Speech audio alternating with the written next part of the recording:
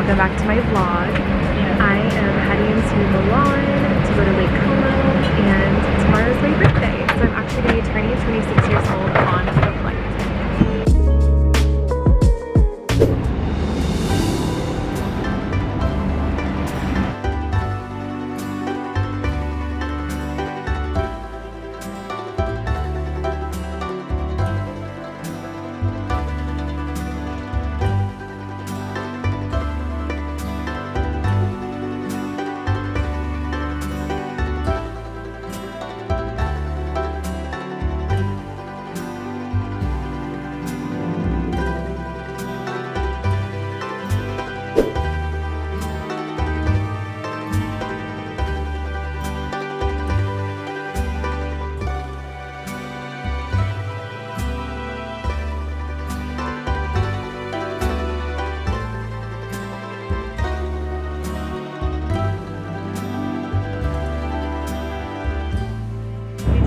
Voted past the very first place I ever saw Lake Como because I came here during a program back 5 years ago before my senior year of college. I was working in Treviso, Italy at a wine conglomerate, and we did Lake Como as a weekend trip, and I had no idea that it was so beautiful. Like, I had no idea it was going to be my favorite place in the world. Checked into the hotel at night, and then that next morning walked down to the lake and saw it for the first time and just fell in love. And so I'd forgot the name of the hotel, I forgot everything.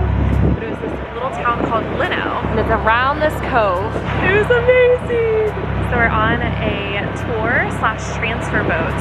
We're going all the way from Menaggio, which is way up north in Lake Como, all the way down kind of towards main Como to go to our hotel for tonight, which is the Mandarin.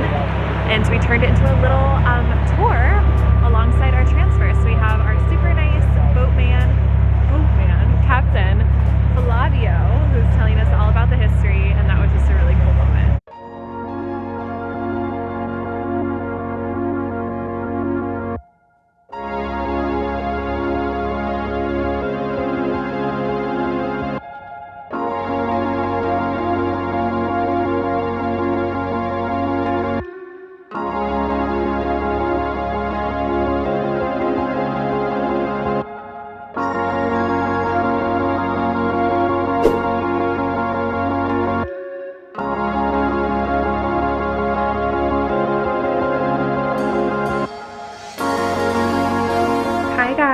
Okay, we are now in Como, which is like the city center, but we're still on the lake. We're just on the very edge of the lake. We've been hopping all over all week, and I know it's been a really chaotic vlog with just some really good views. I haven't done a lot of talking, but that's okay.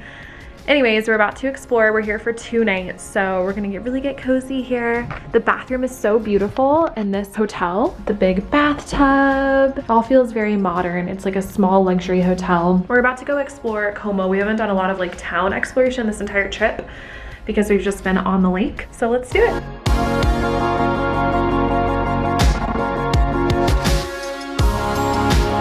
So the lake is over here, but it's under construction, and then the town is down this way.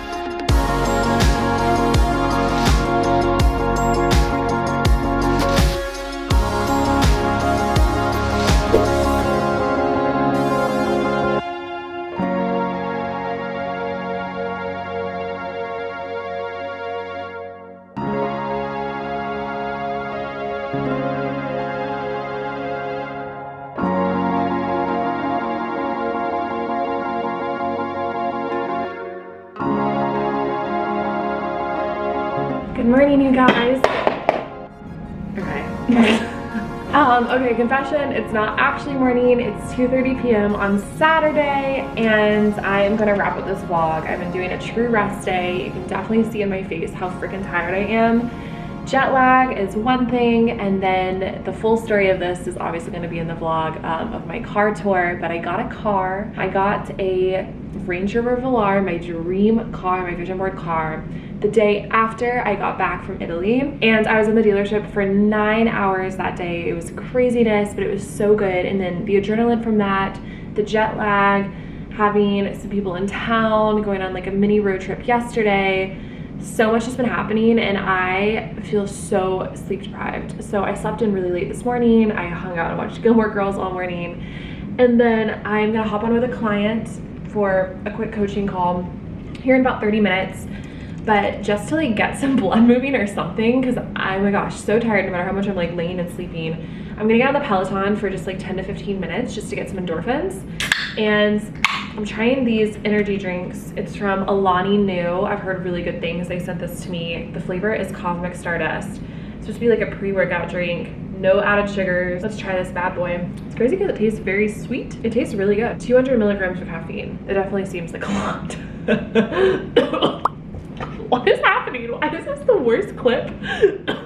Okay, I'm getting hot. So I'm gonna turn the AC back on. I'm gonna drink a few more sips of this. 10 to 15 minutes on the Peloton, coaching call, blowouts, and then let's talk about resets, getting back on track spiritually and motivationally. For me, after a crazy July and an amazing trip to Italy, and just in general, just any time in your life you feel like you want to get a little pump up, spiritual reset, mental reset, yeah. Just 10 minutes, done. Just a little bit of a sweat. Heart is racing, like probably extra since I have all that pre-workout on deck. I chugged it. This drink is way too good. I'm just remembering why I really was like performing my very best in January, because every single day in January, I just got on the Peloton for like at least 10 minutes, usually like 15, 20, sometimes 30, but at least 10. And it barely takes any time at all. And it already feels so much better. So yay for a reset. And a good reminder why I do what I do when it comes to the Peloton.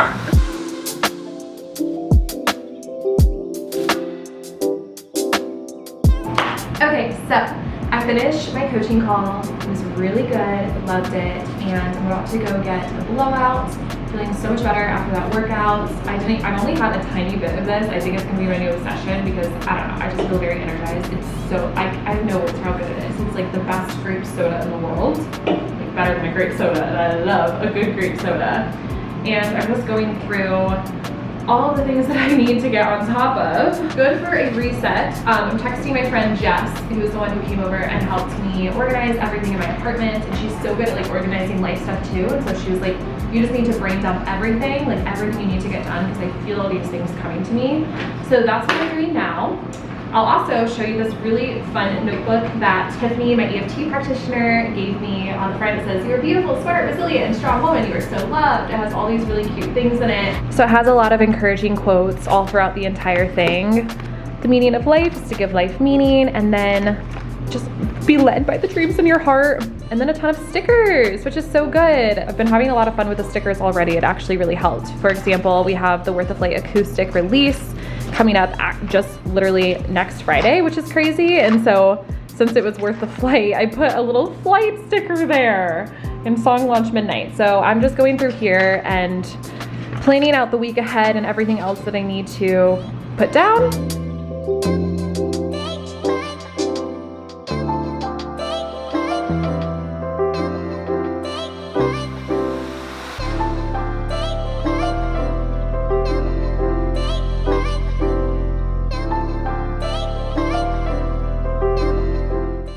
Blowout time. I'm just walking a dry bar and I just want to sleek this out.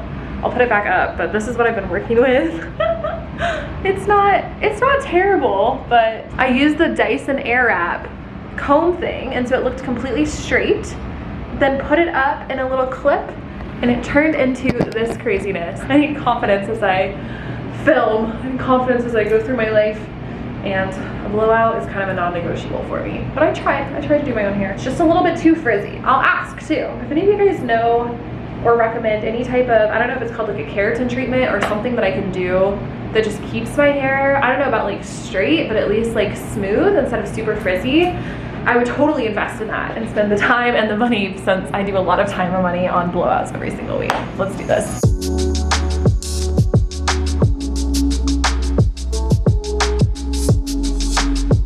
Okay, I'm back. I got the Mai Tai look. I was feeling a little curl once push came to shove, and I was there. I just ordered some penne alla vodka from Serafina, my favorite, gluten-free of course, and I'm just gonna keep resting a little and then get back to work. Let's do this.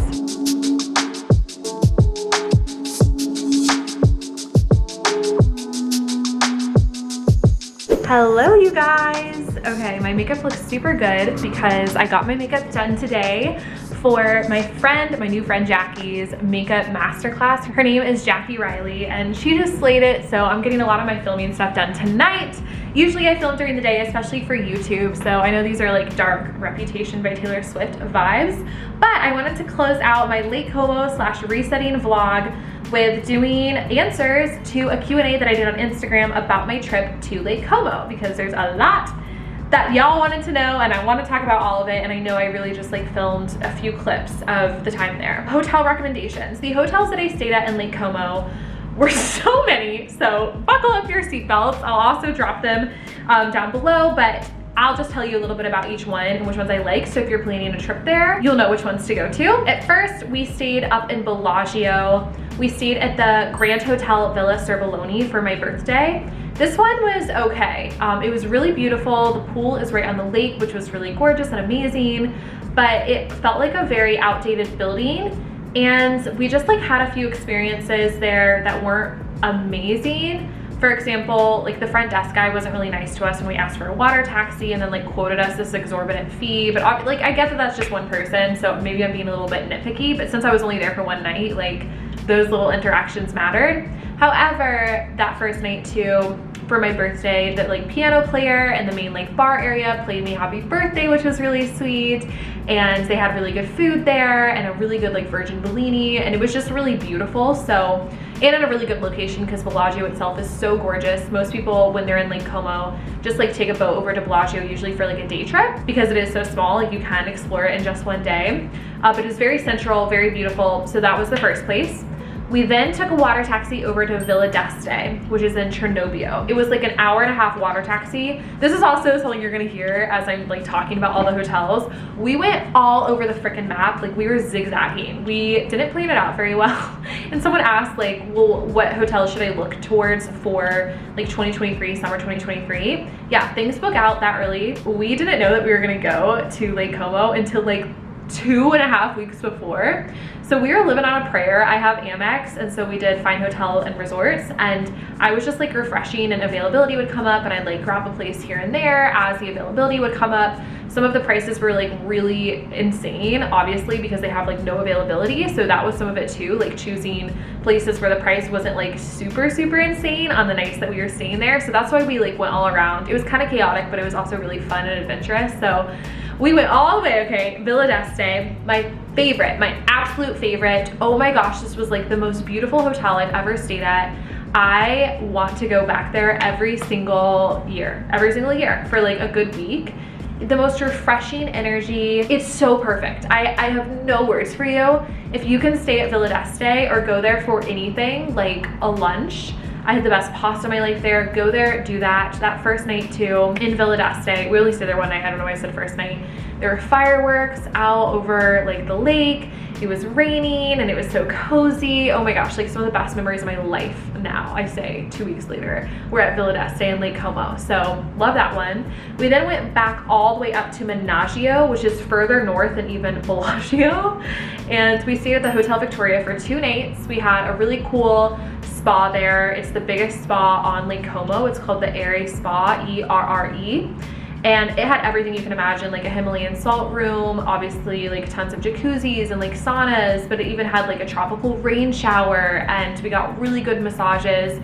It was seriously amazing. You have to look for all these hotels at the Lake Como Instagram story highlight on my Instagram page. Absolutely beyond words. More than I can like actually explain. I feel like it's kind of boring, like me just telling you, so definitely go look at my Instagram story so you can see like the spa too, the hotels, all of the above. 2 nights there. Then we went all the way back and we went down kind of near Como City Center, and we stayed at the Mandarin Oriental.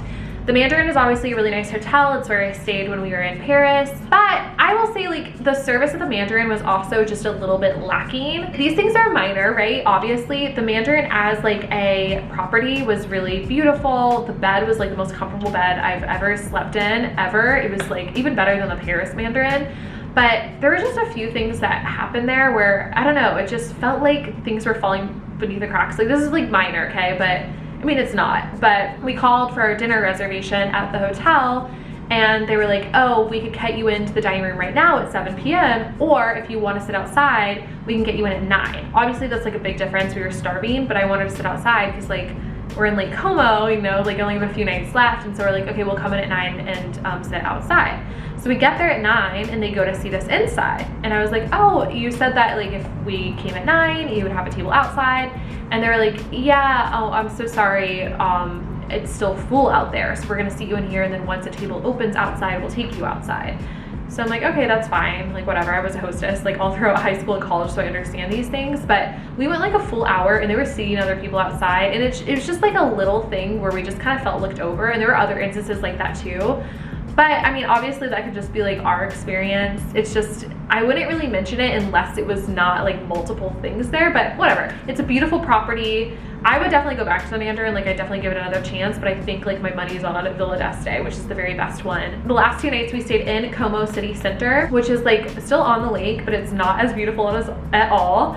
I don't recommend that area. We still made the best of it. We had fun. It was all good, but I really loved the whole lake more. We stayed at the Vista Palazzo, which is a really nice hotel. Like honestly, service-wise, they really do it. Like that's where we had the pillow menu. You could choose from like 5 different types of pillows.